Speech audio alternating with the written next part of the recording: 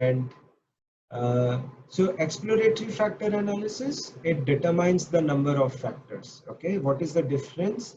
It determines whether the factors are correlated or not, and which are the variables that are loading onto what factor, right? So we are exploring. S1 can load on I also, S1 can load on N also. So variables are free to load wherever uh, they give us the best results. So this is actually called as theory generating. I am now generating my theory, understanding which items will load onto which items, right? So I have no a priori.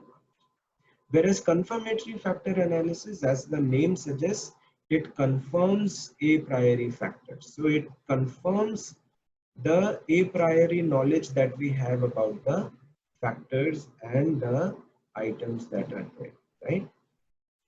And correlations among factors are already known. So we know a priori that these are going to be correlated, right? Which are the items that are going to be correlated together? S1, S2, S3 will be correlated and will load onto one factor.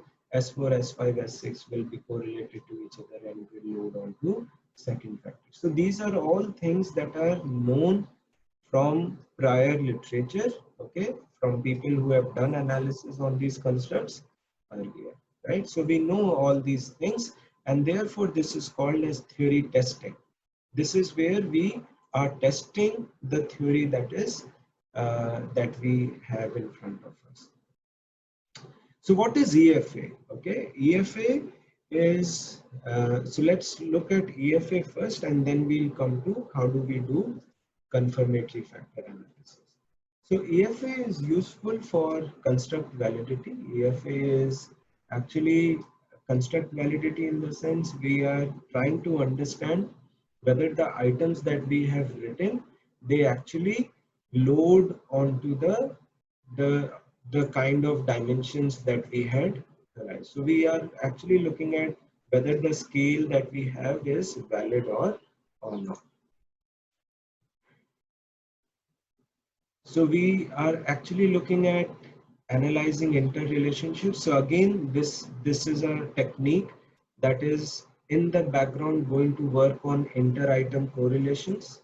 Okay, so we just like we talked about reliability, we computed or created a matrix of inter-item correlations. The same way we have this kind of uh, inter-item correlations in factor analysis also, and then the tool tries to estimate, identify which items load onto different factors. So that is the kind of algorithm that is working in the background, right?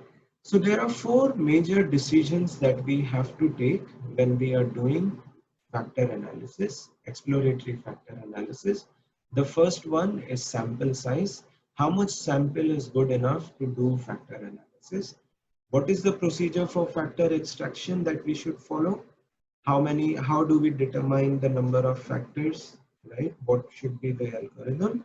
And the kind of rotation that we should follow. So orthogonal or correlated or oblique rotation, that is, right? So there are these.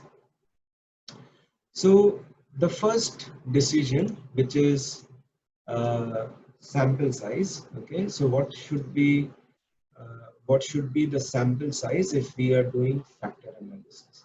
So remember, factor analysis, EFA, also CFA, they are large sample procedures. That means you need to have reasonably large number of data, a large number of respondents who have responded to your questionnaire. Well, rule of thumb is actually 10:1. That means if you have 10 items, you should collect data from 100 people. If you have 20 items, you should collect data from 200 people. If you have 30 items, you should collect data from 300 people, and so on. But this is obviously, as you can understand, this is highly unfeasible. If I have a scale of 50 items, then I will need to compute data from 500 people. So uh, at in a lot of places it is not possible to collect such large sets of data.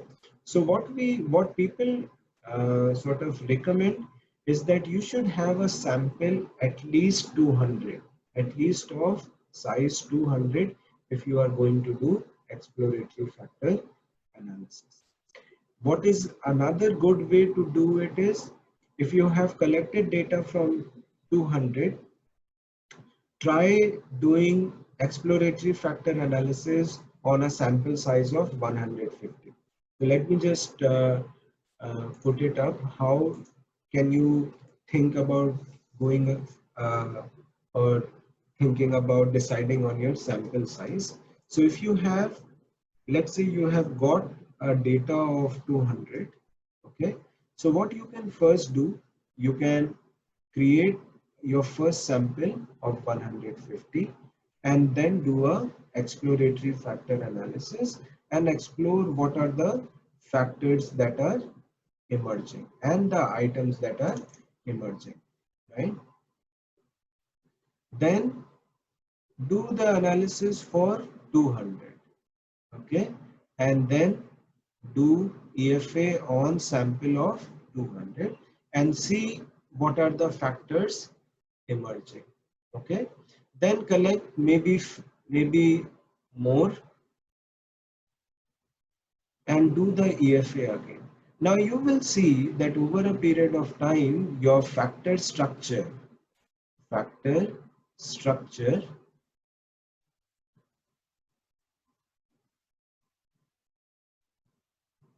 has stabilized. Okay, that means now you are not getting any changes on the items that load onto these factors, and there is no change in the composition of these factors. Now that is an indication that you can stop now, and this is your stable factor structure that you are getting, right? So that this is one way to go about exploring. So do with a smaller sample size, see the factor structure, increase sample, see the factor structure, increase it further a little bit, and the place uh, uh, where you are getting stable factor structure, you can sort of uh, you can consider that sample to be stable. Let me take you to how and where you can actually cite this. So this is a book where I had given, this is a book that I have uploaded, okay, and this is a very nice book on scale development. So if you go to this chapter and just look for sample size, okay, in factor analysis, chapter number 6, sample size, you can go to page number 229. So if you want to cite some relevant source in your thesis or your thesis viva as to why you have taken this factor, this sample size, okay, so you can look at these lines that I have highlighted, okay. uh, Tinsley and Tinsley suggest a ratio of about 5 to 10 subjects per item up to about 300 subjects. They suggest that when the sample is as large as 300, the ratio can be relaxed. So this is what I was mentioning, that you don't have to go by that ratio of 10:1 at all the time. In the same paper, they cite another set of guidelines that classifies a sample of 100 as poor, 200 as fair, 300 as good, 500 as very good, and 1000 as excellent. Pombre 1988 stated that a sample size of 200 is adequate in most cases of ordinary factor analysis that involve no more than 40 items, right? So you can, so this is what you can sort of think about. Again, look at this, what the author is writing. it is certainly not uncommon to see factor analysis used in scale development based on more modest samples. Okay.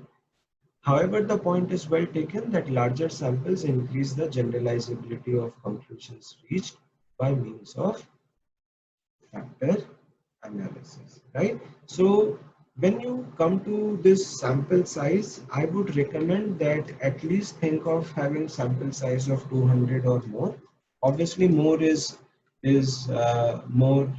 better, but uh, 200, 300 is something that you can work with. And you can cite these papers, you can read these papers, you can cite these sources.